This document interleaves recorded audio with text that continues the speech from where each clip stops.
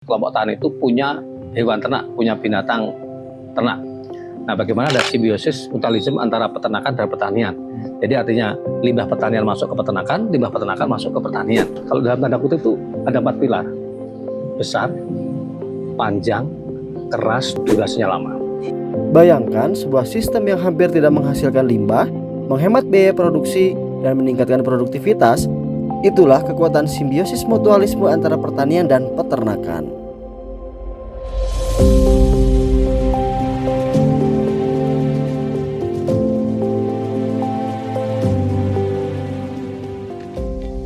Halo bose, ketemu lagi di channel Cerita Tani.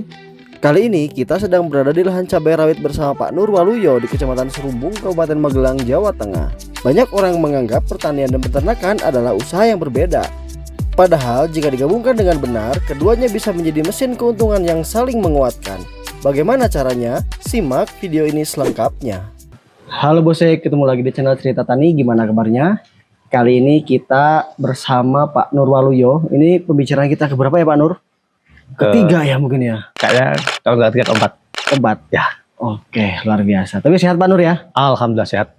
Alhamdulillah. Bose, jadi kali ini kan sedang ada di masa peralihan antara musim hujan kemarin ya Pak. Ya. Kemudian ke peralihan musim panas atau Ya. kemarau. Ya. Nah, ini ada hal yang menarik. Pak Nur Waluyo kali ini nanam cabai rawit ya. Ya. Cabai rawit atau CRM ya Bose. Nah, yang istimewa adalah jadi di lahan beliau itu terlihat lebih rapi, lebih bersih, tanaman tidak terlalu pendek, tapi kok bisa lebat seperti itu ya Pak Nur? Tidak terlalu tinggi. Oh, tidak terlalu pendek. Tidak terlalu tinggi, sorry. Tidak terlalu tinggi, tapi bisa lebat kayak gitu ya Pak Nur ya? Nah, ini rahasianya apa sih Pak Nur? Mungkin bisa sharing di kesempatan kali ini. Jadi sebenarnya begini. Kalau selama ini kan petani kita itu kepikirnya wah nanam yang tinggi sekali ya. Nah, padahal kalau yang seharusnya kita itu berpikir bagaimana nanam cabai itu nggak terlalu tinggi, ruas-ruasnya nggak terlalu panjang, tapi buahnya bisa saling berhimpitan, berdekatan. Jadi bagaimana ruasnya nggak terlalu panjang, pokoknya pendek tapi buahnya maksimal. Itu seharusnya begitu. Terus ada nggak sih Pak targetan jenengan? Biasanya kan kadang orang itu wah aku target produksi sekian gitu. Kalau saya gini Mas, kita kan terbangun dari cerita masa lalu. Sebenarnya kalau di era bapak-bapak saya, itu nanam cabai itu bisa bertahan lama, ya. Jadi bertahan lama, otomatis produktivitasnya kan pasti tinggi. Habis bertahan lama kan. Nah, target pasti ada. Kalau hari ini cabai-cabai rawit itu pasti yang kebanyakan lah 0,8 sampai 1 kilo. Kebanyakan. 0,8 sampai 1 kilo. Ya. Kilo ya. Nah, kalau saya berharap di penanaman saya ini nanti bisa akan lebih dari itu. Oke. Karena apa? Dalam tinggi pertani itu bagaimana kita membuat performa tanaman itu sehat. Oke. Ya, kalau sehat, insya Allah nanti produktivitasnya akan tinggi. Itu logis saja. Pak, sama tambahan tadi kan saya juga cek di lahan. Ya. Itu dari segi kerontokan buah atau pembentukan buahnya itu lebih bagus ya tadi ya. Kita cek kan tadi, kita goyang-goyangkan juga kan. Nah, padahal banyak kejadian Pak di musim-musim ini bunga tidak muncul. Ya. Atau telat atau bahkan rontok. Ya. Nah, itu mungkin kita bahas juga ya Pak Nur ya. Iya. Itu gimana Pak Nur sekilas? Kiat-kiatnya. Jadi gini Mas Yakub. Kita itu kan kalau dalam tinggi pemikiran saya, bagaimana kita menciptakan performa sebuah tanaman yang tumbuh dengan baik. Kalau dalam tanda kutip itu ada 4 pilar. Besar, panjang, keras, durasinya lama. Artinya bagaimana kita menciptakan tanaman yang besar, kokoh batangnya, buahnya juga besar, durasi panennya lama, panjang, dan batangnya itu betul-betul kuat untuk menopang semua itu. Pak Nur, gimana kalau kita bahas mulai dari olahan dulu ya Pak? Oh siap. Boleh mungkin bisa cerita dari olahan dulu gimana Pak? Ya begini. Jadi memang dalam tinggi pertani itu apa yang perlu kita siapkan betul-betul lah bagaimana kita menyiapkan lahan yang betul-betul siap untuk menjadi media tumbuh kembang sebuah tanaman. Jadi punya daya dukung bagaimana tanaman itu menjadi sehat. Itu artinya apa? Satu, kita harus paham betul berapa kesuaian pH tanah kita. Yang kedua, setelah itu masuk ya, apa yang dibutuhkan.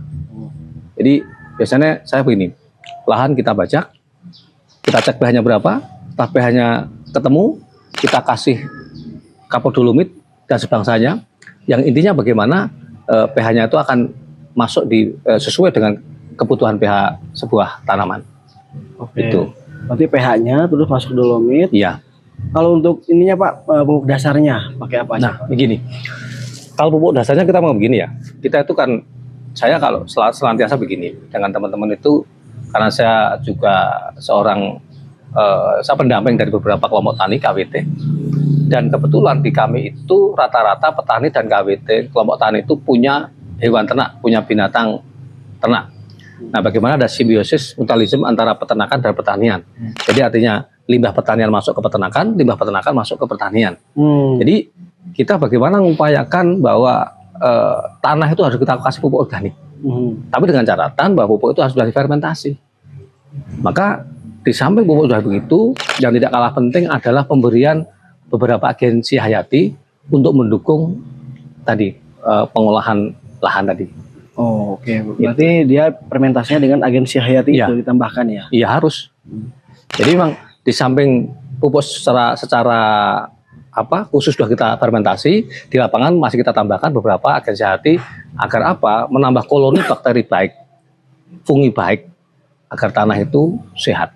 Kalau yang Pak Nur pakai pupuk limbah pertanian, limbah peternakannya ya, Ya, dari pupuk kandangnya ya. Ya, pupuk kandang. Pakainya apa? Kita memang dua limbah ya. Satu di limbah kotoran sapi, yang kedua limbah kotoran ternak, karena kebetulan di sekitar kami banyak kandang-kandang ayam. Oh. Nah, jadi kalau di sini dikatakan kristal. Kristal. Ya. Oke. Tapi tetap difermentasi dan nanti dua pupuk tadi kita campur. Berarti dicampur semua. Iya, kita campur. Karena apa? Kristal itu kan kebanyakan masih sekam itu kan. Nah, sekam itu nanti bisa ibaratnya gini Mas. Pupuk kandang dari kotoran sapi kan cenderung agak padat begitu kan. Iya. Nanti kalau dicampur dengan itu dia akan lebih remah, lebih ada rongga-rongganya. Oh. Dan itu lebih cepat jadinya. Butuh berapa lama sampai dia siap dipakai? Kalau saya rata-rata kalau dengan bakteri terkhusus ya bisa 10 hari. Tapi kalau bakteri biasa ya 21 hari sudah siap pakai. Oke. Ya. Wah, lumayan singkat sih Pak. Sebenarnya gini Mas. Dari waktu-waktu kan teknologi itu kan berkembang ya. Artinya kalau dinamika kita pasti nanti akan semakin maju. Karena nanti bakteri yang ada juga akan semakin banyak. Kalau dulu kan orang bicara bakteri itu kan hanya paling E4. Ya. Lah E4 itu udah jadul banget tuh. Wah. Sekarang sudah pokoknya ke zaman kumbeni. Nah, sekarang udah banyak sekali lah, pilihan kita banyak sekali. Oke. Iya kan? Itu. Udah macam-macam sekarang. Oh, macam-macam. Tinggal pilih yang cepat atau yang kalem. Baik. Lanjut Pak, setelah itu kan olah lahan, tutup Ya. mulsa. Nah, sebelum tutup mulsa, bedengan baiknya dibuat berapa senti tinggi dan lebarnya Pak? Kita sebenarnya begini, kalau sebenarnya kita buat bedengan di musim hujan sama di musim panas beda. Kalau di musim hujan itu cenderung agak tinggi, kalau di musim panas agak pendek. Jadi nanti yang kita mainkan di lebar, kalau orang bilang di kalenane Mas. Kalenane. Itu. Kalau dan gulutan-gulutan itu nanti akan menyesuaikan. Kalau kalenane dibuat Lebih sempit, otomatis akan pendek. Kalau dibuat lebar, dia pasti tinggi. bedengannya. Iya, otomatis. Kan yang kita ambil tanahnya itu juga kan. Oh iya. Nah, otomatis nanti akan tinggi. Nah, secara sederhana nanti begini. Kenapa kalau di musim hujan harus tinggi? Karena kalau musim hujan itu curah hujan tinggi. Nah, kita berharap akar itu nanti dia tidak akan terendam air. Tapi kalau di musim panas harus pendek. Karena apa? Kita kalau harus ngairi sawah karena tanah kering kan nggak terlalu butuh air terlalu banyak kan pendek aja kan. Iya. Jadi kita lebih gampang. Gitu. Jadi di musim hujan harus tinggi, di musim panas harus pendek. Dibuat berapa Pak? Kira-kira tingginya harus berapa? Gitu. Kalau di musim Yang hujan, tadi yang di lahan Pak Nur tadi ya? 50 cm. 50 cm. Ya, Lebarnya lebarnya 2 meter. 2 meter Ya. Oke, wah. Kalau nanti di musim panas ya semakin pendek lagi. Karena ini kan masa peralihan ya. Iya yang peralihan. menanam Ini kan kita buat di musim hujan. pas musim hujan. Tadi kan saya lihat juga tanamannya juga tidak terlalu tinggi, Ya. tapi lebat Ya. kan itu. Ya. Nah, itu kan kalau saya menilai sih, wah ini berarti nutrisinya bagus dari awal. Mhm. Nah, pupuk pertamanya pakai apa Pak Nur supaya bisa kayak gitu? Yang kimia. Yang kimia maupun organik boleh. Tadi bisa di depan saya sampaikan bahwa kita itu kalau di pupuk kandangnya tadi campuran antara kotoran sapi, karena saya di rumah kan ada sapi kan, kotoran sapi sama kotoran ayam yang sekam itu kristal kalau pada bilang. Nah kita fermentasi selama 21 hari, pas nanti di beddingan itu kita juga kasih pupuk kimia. Pakainya apa Pak? Nah kalau pupuk kimia saya ada dua pilihan. Dari NPG itu kita pakai yang namanya NPG biru sama NPG booster. Jadi biru untuk masa vegetatif, di hijaunya boosternya untuk masa generatif. Oke. Itu. Supaya menjaga buah tidak rontok. Ya. Buah tidak rontok atau mungkin tadi telat pembentukan buah atau bunga. Ya. Kadang kan kasusnya gitu ya. Ya. Kalau orang di beberapa daerah kan musim ini kemarin 4 bulan belum keluar kembangnya. Ada kayak gitu kan Pak. Ya. Nah untuk menjaga itu supaya tetap normal dan lebat itu gimana? Nah ini nih. Jadi biasanya gini Mas. Tadi kan di awal saya udah ngomong bagaimana pH sesuai. Oke. Nah kadang-kadang petani kita itu nggak pernah ngecek pH-nya berapa. Yang penting kasih pupuk. Padahal kalau pH-nya terlalu asam, dengan sendirinya penyerapan nutrisi pasti gagal.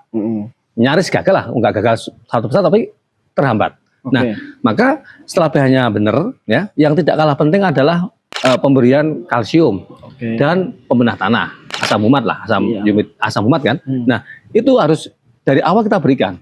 Dan tidak kalah penting juga sekali tempo kita kasih asam amino. Itu harus, karena nanti apa?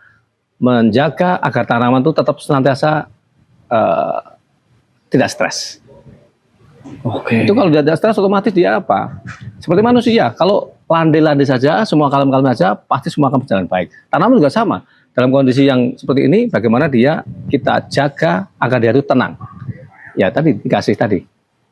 Dari awal udah dikasih pembenah tanahnya masuk, kalsium masuk, terus tidak benar ada tadi asam amino. Asam amino. Harus hukum, itu wajib hukumnya. Tadi juga ini Pak Nur, udah melompat sedikit ya diskusinya. Ya. Tadi baru mau mengutarakan metodenya. Nah, metode baru Mas tadi kan. Ya. Jadi metodenya itu tadi ya. Salah satunya itu. Salah satunya terus setelah itu tadi setelah asam amino dan apa pH Ya. serta asam humat gitu ya. Ya. Apalagi Pak? Nah ini ini kita akan bicarakan tadi pemupukan dosa kan. Sebelum tanam. Sebelum tanam. Iya, kita harus ngerti ini. Oke. Jadi di dalam dunia pertanian itu kan sebenarnya dari waktu ke waktu itu ada keilmuan berkembang, walaupun dasarnya juga dari masa lalu lah. Katakanlah kalau orang-orang tua itu, oh kalau nanam harus hari apa? Itu kalau orang dulu gitu kan. Ini setelah kita pelajari, kan kadang-kadang orang kalau nanam harus hari apa? Wah, semua hari baik kan. Tapi ternyata kalau kita ngikuti sunnah Rasulullah, ya idealnya nanam hari Rabu. Atau itu. Yang kedua, yang tidak kalah penting adalah pemberian agen hayati yang namanya bakteri mikorizah.